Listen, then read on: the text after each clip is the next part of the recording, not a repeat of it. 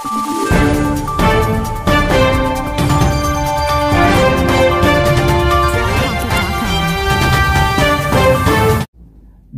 लूटपाट और जालसाजी का आरोपी सपा नेता कैसे प्रयागराज की योगी पुलिस के संरक्षण में बेखौफ होकर अपने साथियों सहित एक के बाद एक अपराध को अंजाम दे रहा है। देखिए कैसे खुद को समाजवादी पार्टी का राष्ट्रीय महासचिव बताने वाला तथाकथित अपर शासकीय अधिवक्ता प्रथम, जी हां, तथाकथित अपर शासकीय अधिवक्ता प्रथम जैसे पदों के बड़े बड़े बोर्ड का खौफ दिखा करके लड़कियों और महिलाओं के साथ अभद्र व्यवहार करने एवं मारपीट से लेकर डकैती, लूटपाट और फर्जी दस्तावेज के सहारे न्यायपालिका के साथ भी धोखाधड़ी करने जैसे गंभीर मामलों का आरोपी भी यूपी पुलिस के थानों से लेकर क्राइम ब्रांच में बैठे कुछ पुलिसकर्मियों की मदद से शासन प्रशासन को गुमराह कर बच निकलता है ये सपा नेता। समाजवाद का चोला ओढ़े कुछ फर्जी समाजवादियों के कारनामों से न सिर्फ सामाजिक न्याय बदनाम हो रहा है बल्कि अखिलेश सरकार के फैसले पे भी उठ रहे हैं सवाल। जैसा कि आप सभी जानते हैं, मुख्यमंत्री योगी आदित्यनाथ एवं उनके मंत्रियों द्वारा अक्सर अखिलेश सरकार पर अपराधियों को संरक्षण देने की बात कही जाती है, जिसका जवाब समाजवादी पार्टी अपने स्तर पर देती ही रहती है। परंतु ऐसे कई मामले हैं जिनमें अखिलेश यादव की खामोशी कई सवालों को भी जन्म देती है। जैसे सवाल नंबर 1, क्या अतीक अहमद, मुख्तार अंसारी जैसे माफियों द्वारा संचालित जुर्म की काली दुनिया को संरक्षण देना न्यायिक कार्रवाई को प्रभावित करने के लिए, जी हां, संरक्षण देने के लिए न्यायिक कार्रवाई को प्रभावित करने के उद्देश्य से विनय प्रताप सिंह यादव जैसे डकैती, जालसाजी के आरोपी और दूषित मानसिकता वाले व्यक्ति को अखिलेश यादव ने बनाया था अपर शासकीय अधिवक्ता प्रथम। सवाल नंबर 2, आखिर किसकी सह पर समाजवादी अधिवक्ता सभा के पदाधिकारी डकैती के आरोपी राष्ट्रीय महासचिव को बचाने के लिए समाजवाद का न्याय का गला घोटने का कर रहे हैं प्रयास। सवाल नंबर 3, किसके इशारे पर समाजवादी अधिवक्ता सभा के सदस्य पीड़िता के परिवार पर गंदे लांछन लगाकर कोर्ट कचहरी आने पर भयानक अंजाम की धमकी दे रहे हैं। सवाल नंबर 4, आखिर क्यों पीड़िता द्वारा दी गई जानकारी के बावजूद सपा सुप्रीमो अखिलेश यादव, महिला सभा की अध्यक्ष जूही सिंह, अधिवक्ता सभा के अध्यक्ष के पाल ने संबंधित मामलों में खामोशी इख्तियार कर ली है। उनकी ये खामोशी कई सवालों को जन्म देती है। सवाल नंबर 5, क्यों सपा नेताओं के दबाव में न्यायालय द्वारा प्रमाणित दस्तावेज के बावजूद समाजवादी पार्टी के नेताओं और उनके सहयोगियों के खिलाफ कार्रवाई करना तो दूर एफआईआर तक दर्ज करने में आनाकानी कर रही है प्रयागराज के करीमगंज थाना की पुलिस। आज का सबसे बड़ा सवाल, आखिर कब तक न्यायपालिका को गुमराह कर जमीन जायदाद का पारिवारिक विवाद बताकर कुछ भ्रष्ट पुलिसकर्मियों की मदद से लूटपाट और डकैती जैसे गंभीर अपराधों को अंजाम देकर बचते रहेंगे आरोपी? आखिर ये क्या है, किसी घर में लड़ाई झगड़ा हो उसके बाद आप डकैती डाल दीजिए कि ये पारिवारिक विवाद है और कोर्ट से एफआईआर रद्द करा लीजिए। ये तो न्यायपालिका का नहीं, पूरे न्याय व्यवस्था का मजाक है। ऐसा क्यों होता है?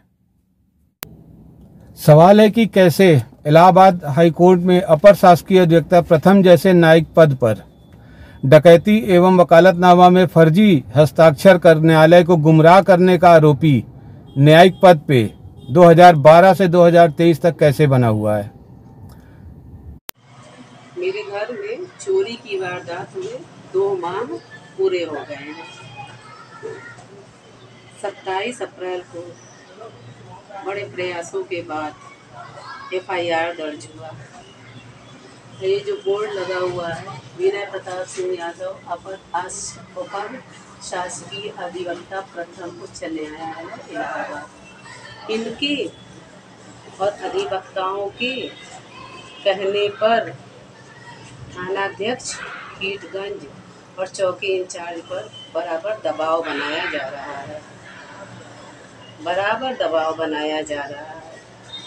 जिसकी वजह से आज तक कोई कार्रवाई नहीं हो पाई है। हम लोग बहुत परेशान हैं। इनके व्यक्तिगत संबंधों की वजह से थाना कीटगंज और चौकी इंचार्ज कोई ठोस कदम नहीं उठा रहे हैं। हम लोग बहुत ज़्यादा परेशान हैं।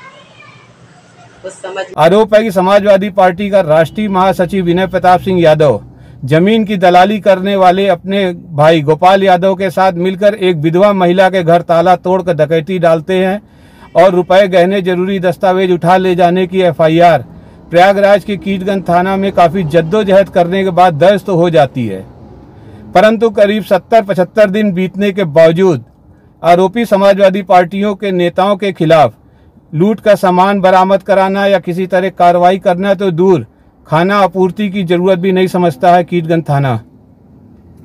बताया जाता है कि समाजवादी पार्टी के नेताओं का कीटगंज थाना अध्यक्ष राममूर्ति यादव एवं चौकी इंचार्ज से आरोपियों की विशेष हमदर्दी रखते हैं, जो कार्रवाई में सबसे बड़ी बाधा है।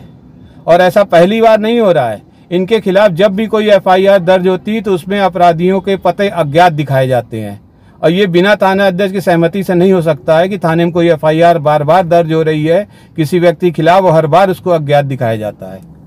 में पीड़िता को ही डरा धमका के एफआईआर रद्द कराकर आरोपियों को बचाने, जी हाँ, सिर्फ आरोपियों को बचाने ही नहीं बल्कि क्षेत्र में गुंडागर्दी करने की पूरी छूट दे रखे हैं थाना अध्यक्ष कीटगंज के। नेताओं की दबंगई के आगे कैसे नतमस्तक हो गया कीटगंज थाना, इसकी एक छोटा सा उदाहरण है कि लूट और डकैती के आरोपी के चौकीदार और गार्ड से भी पूछताछ करने की हिम्मत नहीं जुटा पा रहा है कीटगंज थाना। नतीजा ये है कि गार्ड और चौकीदार पीड़िता को और उसके परिवार को ये अक्सर धमकी देता रहता है कि जाके 2-4 एफआईआर और दर्ज करा लो, पुलिस प्रशासन कुछ नहीं करेगा। ऐसा भरोसा उसको क्यों है, सोचिएगा। आप सभी से निवेदन है कि वीडियो में आगे बढ़ने से पहले नेताओं की अनभक्ति से ऊपर उठ के सुने पीड़िता महिला की दर्द और जिल्लत से भरी जिंदगी की दास्तां, जिससे उसके परिवार को अखिलेश की नई सपा के नए नए कुकर्मों और कारनामों ने पूरी जिंदगी नर्क बना दिया है।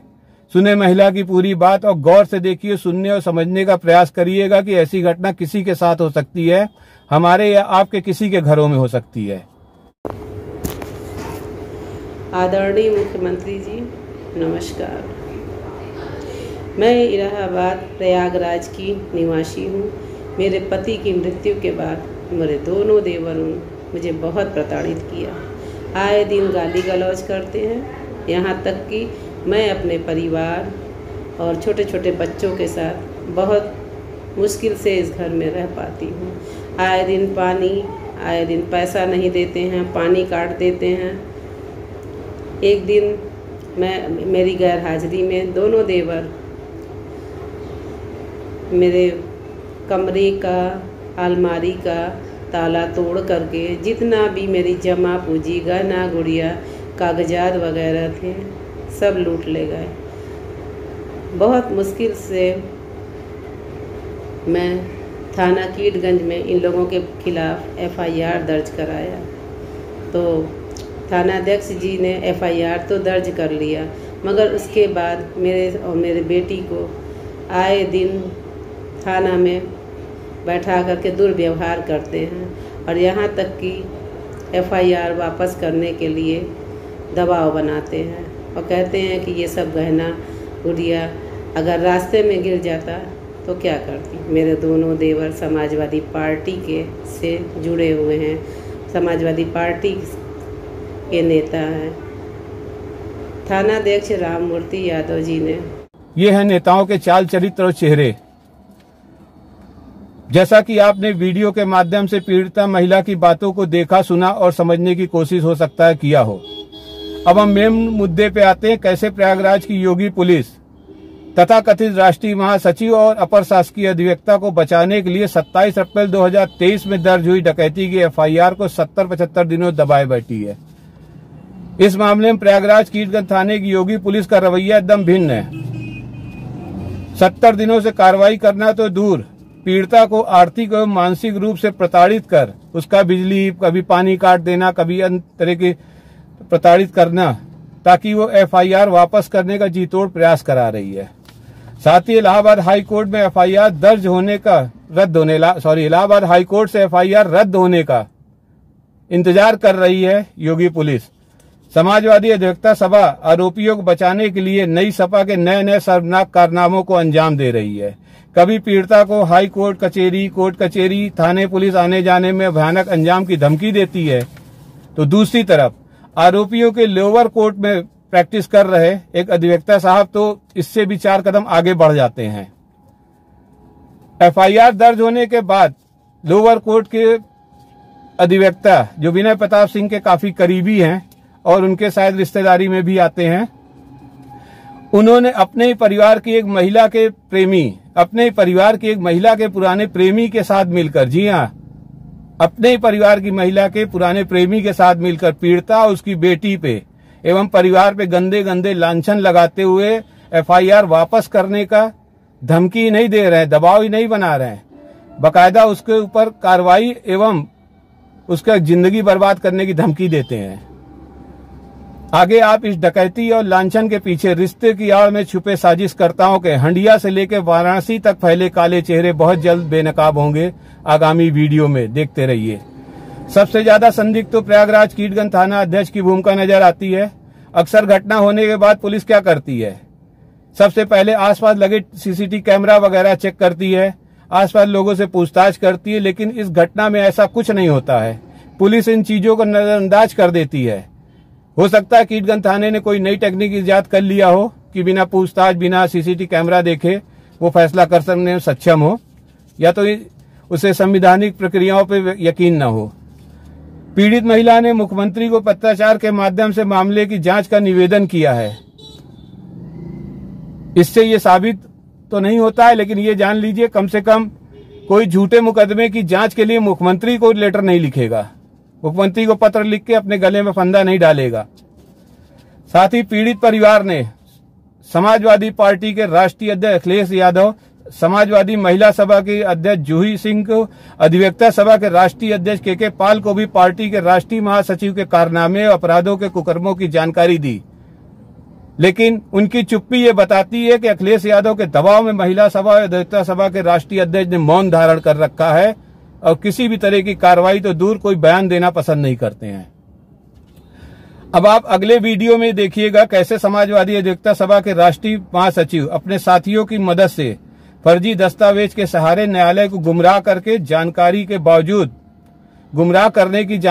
बावजूद प्रयागराज की पुलिस खामोशी से हाथ पे हाथ रख के बैठी है।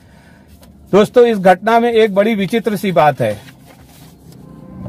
योगी पुलिस के थानों से लेकर क्राइम ब्रांच तक बैठे समाजवादी पार्टी में के सहयोगी कह लीजिए, हमदर्द कह लीजिए, हितैषी कह लीजिए, वो अभी तक इसके बावजूद न सिर्फ समाजवादी पार्टी के नेताओं की मदद कर रहे हैं, बल्कि क्राइम ब्रांच में बैठे कुछ समाजवादी विचारधारा के पुलिसकर्मी इन लोगों की लोकेशन देते हैं, जिस लोकेशन के दम पे न सिर्फ वो जो है पीड़ित महिला को डराते धमकाते हैं, बल्कि इस तरह की घटना को लूटपाट करने एवं अन्य मद्देनजर वो लोकेशन का उपयोग करते हैं।